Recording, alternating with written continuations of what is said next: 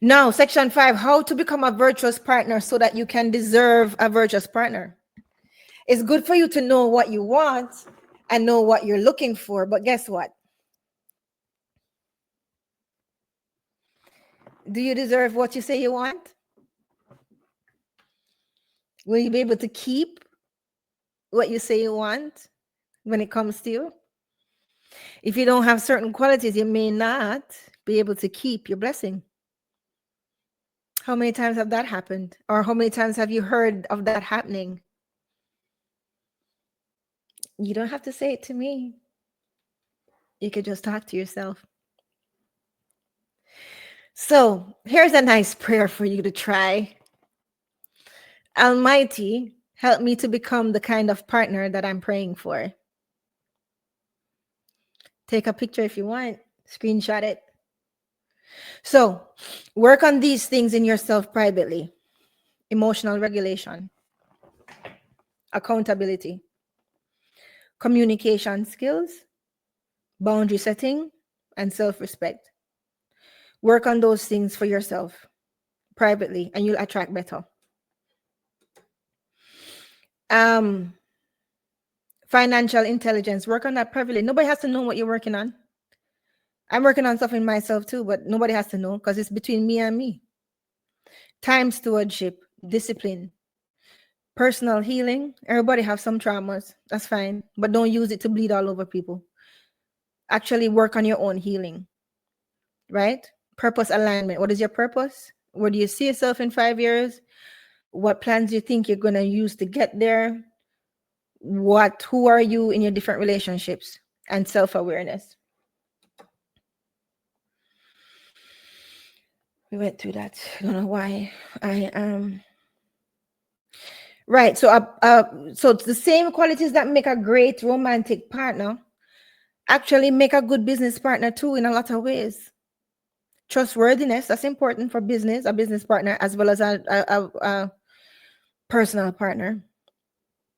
Work ethic is important in a personal partner as well as a business partner.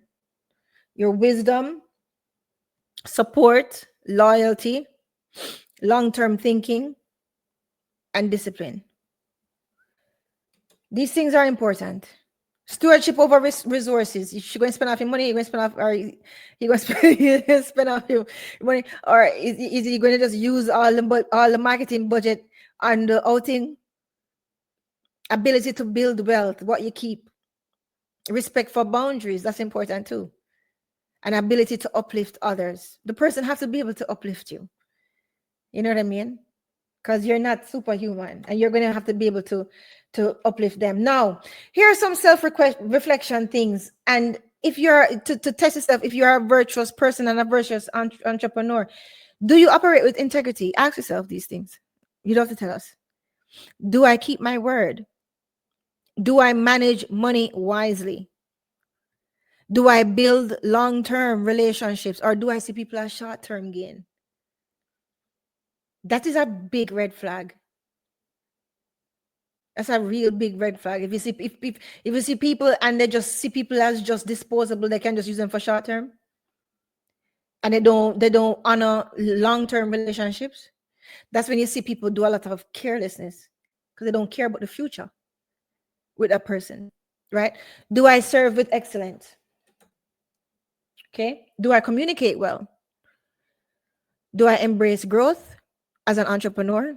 Or am I afraid of everything? Or am I stuck in my ways? Do I uplift the people around me in my family? Right?